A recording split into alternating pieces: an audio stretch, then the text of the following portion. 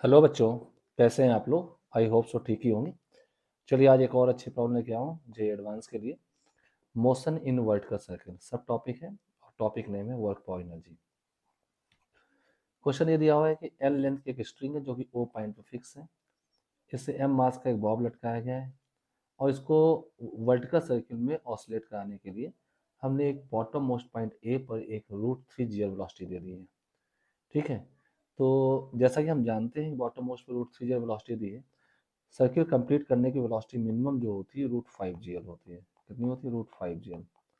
और हमने यहाँ पे वेलोसिटी √3 gl दी है, तो ये बात कंफर्म है कि ये सर्कल नहीं करेगी। This velocity is less than V minimum, जो मिनिमम रिक्वायरमेंट होती है।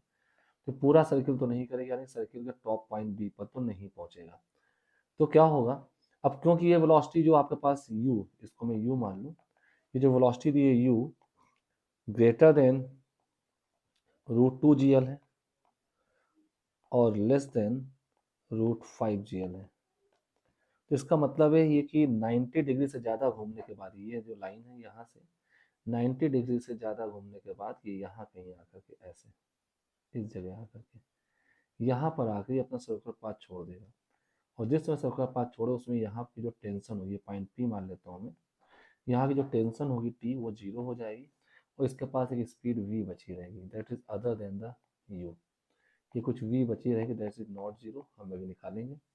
यहाँ पर आके सर्कुलर पाथ छोड़ देगा। इसके बाद ये फर्दर पैराबोलिक पाथ फॉलो करेगा कुछ ऐसे, और इसका पीक पॉइंट बी के बराबर यहाँ पे कभी भी नहीं पहुँच पाएगा। ठीक है, तो हमें निकालना है कि ये पूरा कितना एंगल रोटेट हो गया, ये कितना एंगल घूमने के बाद अपना सर्कुलर पाथ छोड़ देगा, ये अल्फा आपको निकालना है।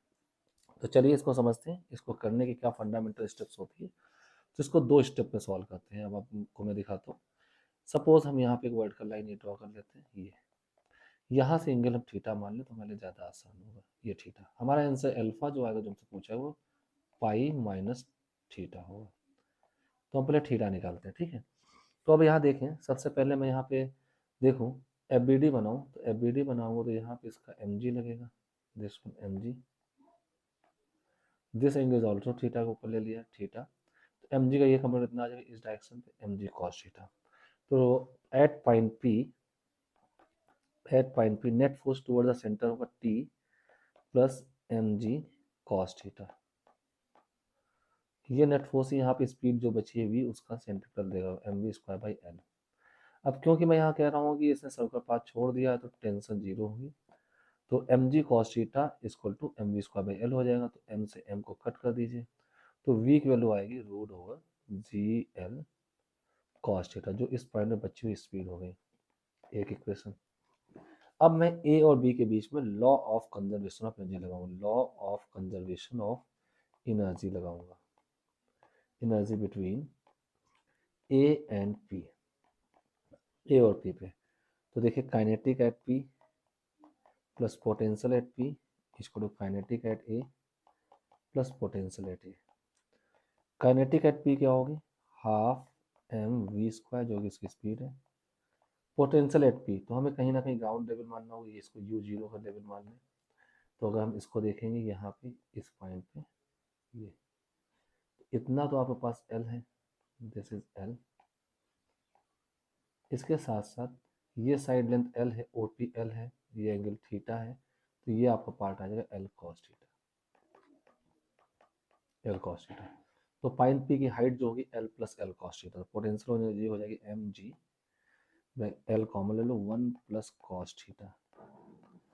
काइनेटिक एट ए होगी half M U square, U है 3 gl, √3 gl उसका स्क्वायर इतना हो गया प्लस पोटेंशियल 0 हो गया।